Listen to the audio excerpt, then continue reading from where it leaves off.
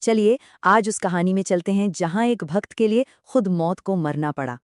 एक छोटा शानदार जीवन या फिर एक लंबा पर साधारण जीवन, क्या चुना जाए? ऐसी ही मुश्किल थी ऋषि मृकंडु और मरुध्वती के सामने। शिव से पुत्र तो मिला, पर एक शर्त के साथ।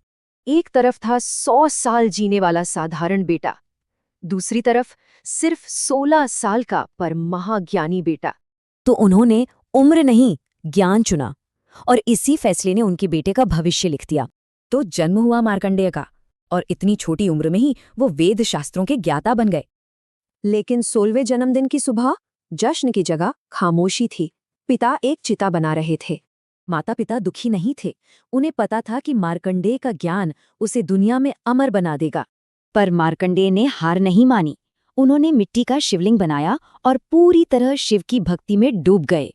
ओम नमः शिवाय के जाप से वो इतनी गहरी समाधि में चले गए कि दुनिया से उनका कोई वास्ता ही नहीं रहा।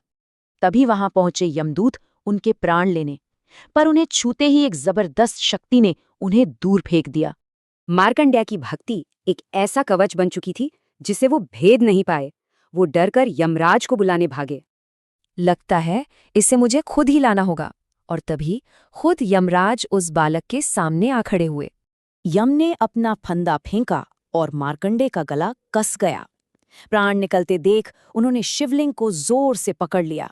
तभी डमरू की आवाज से पूरा ब्रह्मांड गूंज उठा। बालक को छोड़ दो, शिव प्रकट हो चुके थे। अब आमने सामने थी दो ताकतें, यम का धर्म और सृष्टि का नियम, और शिव की भक्ति और कृपा। यम बोले, मैं सृष्टि का नियम नहीं तोड़ सकता, इसकी मृत्यु तय है और मुझे अपना धर्म निभाना ही होगा। ये सुनते ही शिव का क्रोध जागा।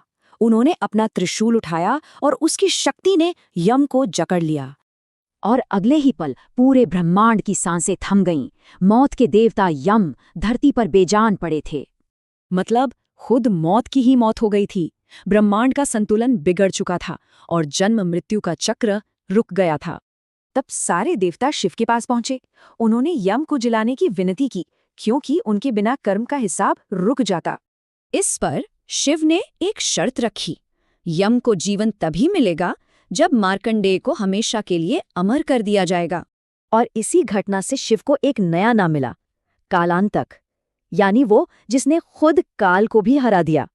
और मार्कंडेय ने जो मंत्र जपा वो महामृत्युंजय मंत्र के नाम से जाना गया, मौत के डर पर जीत दिलाने वाला मंत्र। लेकिन एक सवाल रह जाता है, क्या ये माता पिता का फैसला था या शिव ने ये सब पहले से ही तय कर रखा था?